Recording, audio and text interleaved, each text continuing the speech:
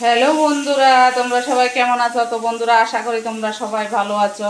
Shuklas Bengali গরানেতে সবাইকে স্বাগত। তো বন্ধুরা, আজকে আমি আরেকটা নতুন রেসিপি নিয়ে চলে এসেছি।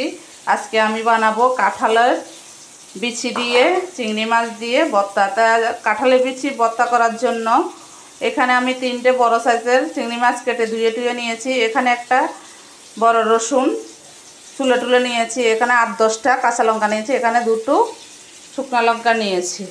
তো বন্ধুরা, এগুলো এখন আমি চুলে ধুয়ে থেতো করে নেব শিলনোড়া দিয়ে।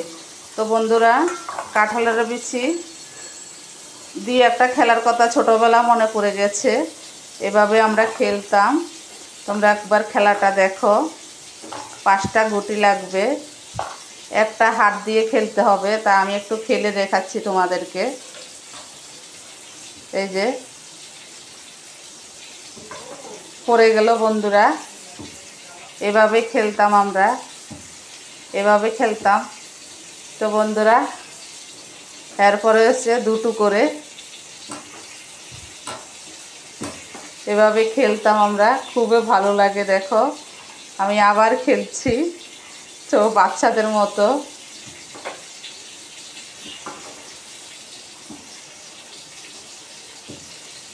এভাবে খেলতাম আমরা। যাই হোক বন্ধুরা, আমি এখন একটু তোমাদের সঙ্গে খেলা করলাম। তো বন্ধুরা, এটা এখন আমি থেতো করে ধুয়ে টুয়ে আনবো, একসঙ্গে ভাজা বসাবো। তোমরা সঙ্গে থাকো। তো বন্ধুরা দেখো, আমি কাঁঠালের বিচিগুলো একদম শিলনোড়া দিয়ে থেতো করে ভালো করে নিয়েছি। এখন চলো ভাজা করব। দেখ। তো বন্ধুরা, কড়াইতে একটু ভাজা তেল ছিল, তেল দিয়ে দিয়েছি। এখন চিংড়ি মাছগুলো দেবো, আগে ভেজে নিই।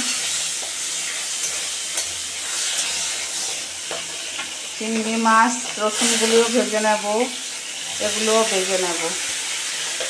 সব আমি ভেজে নিলাম একসঙ্গে ভেজে তারপরে বাটবো।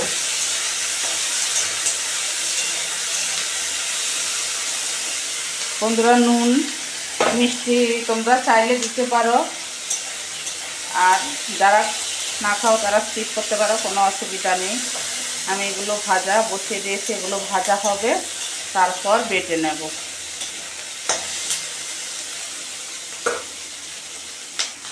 তো বন্ধুরা, এগুলো ভাজা হয়ে গেছে। এখন আমি নামিয়ে নিচ্ছি।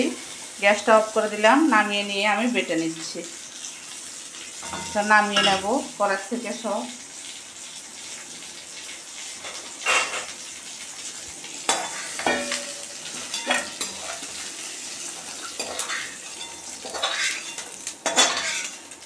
তো বন্ধুরা, আমি বেটে দেখাচ্ছি। এই যে।